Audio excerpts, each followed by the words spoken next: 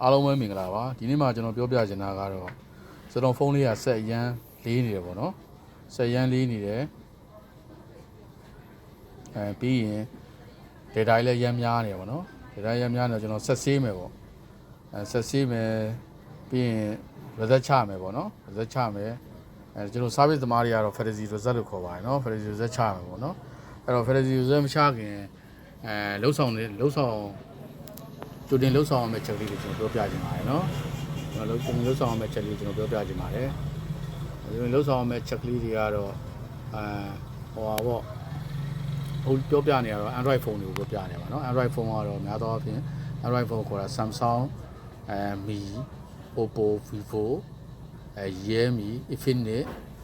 Tecno ပေါ့နော် iPhone မပါပါဘူး iPhone မပါပါဘူးမပါဘူးဆိုတော့ကျွန်တော် result ချလိုက်ပြီဆိုရင်ပြတ်တက်လာတဲ့အချိန်မှာ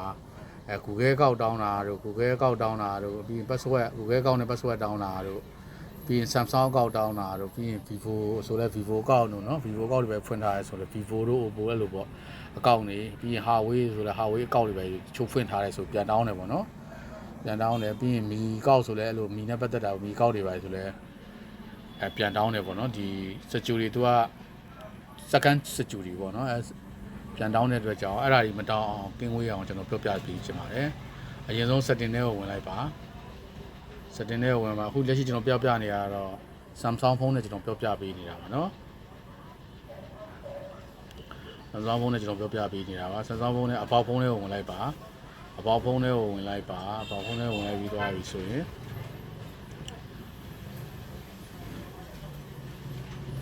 ဘေးနံပါတ်ကိုခုနှစ်ချက်ခောက်ပါမယ်နော်ကျွန်တော်ခေါ်ပြီးသွားဆိုတော့ဖတ်တပန်ထွက်လိုက်မယ်နော်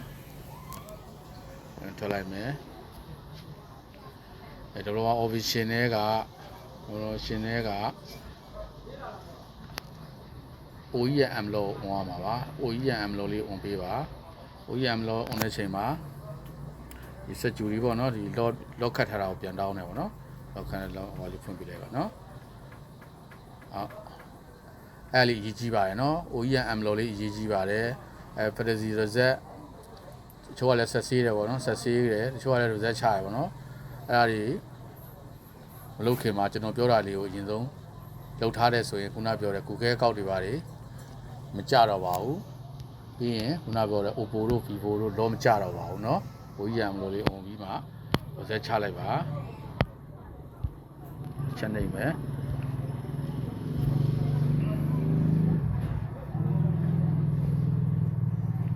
ပြီးရင်အဲ့ဆိုရင်တော့ result ချလို့ရပါတယ်เนาะ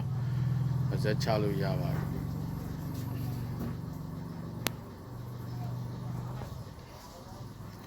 နော် fantasy data all result ပေါ့နော် data all result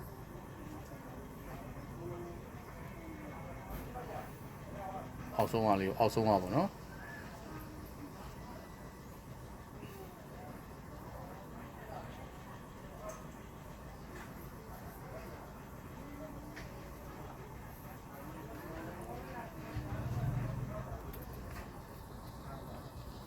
အဲ့ကောင်ချလိုက်ရင်တော့အကုန်လုံး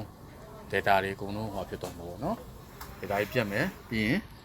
ပြန်တက်လာမှာပေါ့နော်ဟိုအကုန်လုံး data ကြီးပြတ်ပြီးဖုန်းအစ်စ်စပြီးဝယ်တော့ပုံစံပြန်ဖြစ်လာမှာပေါ့နော်ဒါပေမဲ့အခုကျွန်တော်ပြောပြတာရင်လုပ်မယ်ဆိုရင်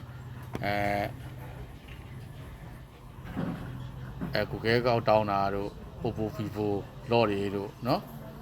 Samsung ကောက်တောင်းတာတို့မကြုံတွေ့တော့ပါဘူးเนาะ